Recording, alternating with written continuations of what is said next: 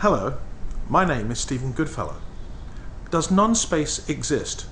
Can gravity be induced? This video is an invitation, a challenge to plasma physicists and solar neutrino physicists.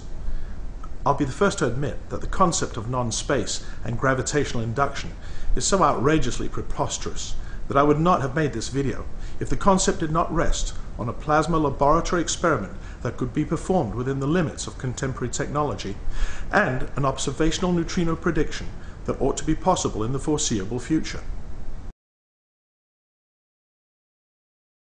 What is non-space? Consider the theorized black hole, an overabundance of matter falling in on itself, becoming a gravitational sink that not even light can escape from. It is useful to think of non-space as being on the other end of this spectrum.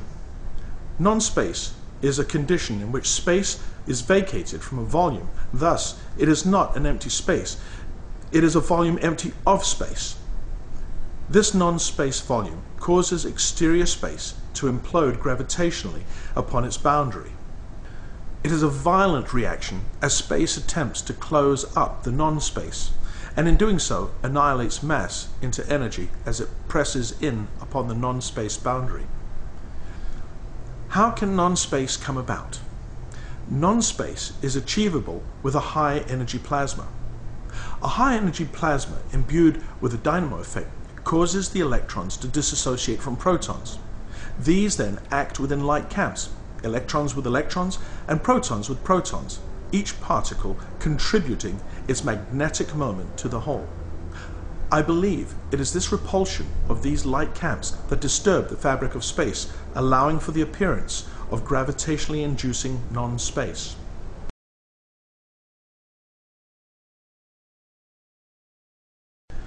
The plasma experiment would consist of a high-energy plasma discharge coupled with a gravimeter. An appropriate gravimeter device, close enough to a Z-pinch discharge, will demonstrate a minute but measurable momentary increase in the force of gravity towards the discharge, and in doing so demonstrate that gravity can be induced without a corresponding quantity of mass. A successful outcome of this experiment will have far-reaching implications because it will confirm a direct link between the electric, magnetic, and gravitational forces.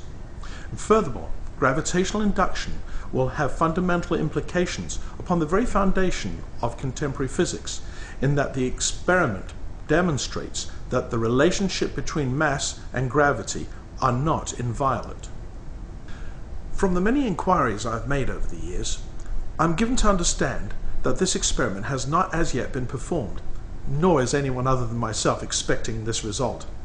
I liken it to Hans Christian Ørsted's accidental experiment when he happened to notice a compass needle jump when inducing a current through a wire.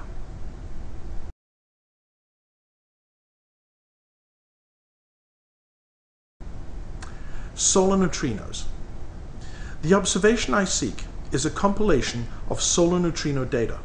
When compiled, it will show that the angle of incidence of solar neutrinos emanating from the Sun will be expressed in a concave graph rather than a convex graph.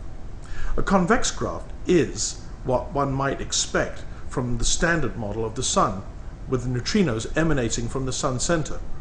The concave graph is what I am expecting.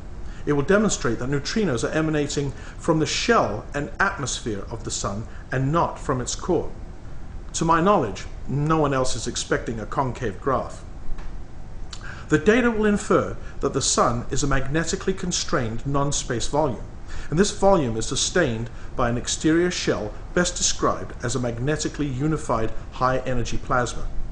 The interior volume of non-space induces gravity, causing the Sun's shell to continually implode, and this implosion of the Sun's mass releases energy, magnetically sustaining the Sun's interior volume of non-space. I make no claim as to the particular nuclear chain reaction leading to the solar energy output, merely that it is distributed in a shell, gravitationally crushing in on the Sun's interior non-space. A non-space solar interior would also explain why sunspots are dark rather than light, and why strong magnetic fields are associated with these lower depressions in the Sun's photosphere.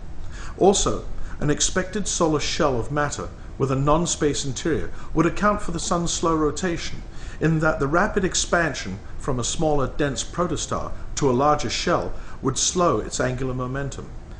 Now, I expect significant skepticism for these extraordinary claims, and I realize that the experiment and observation might well return a null result, rightfully condemning my contemplations to the historical trash heap of absurd ideas.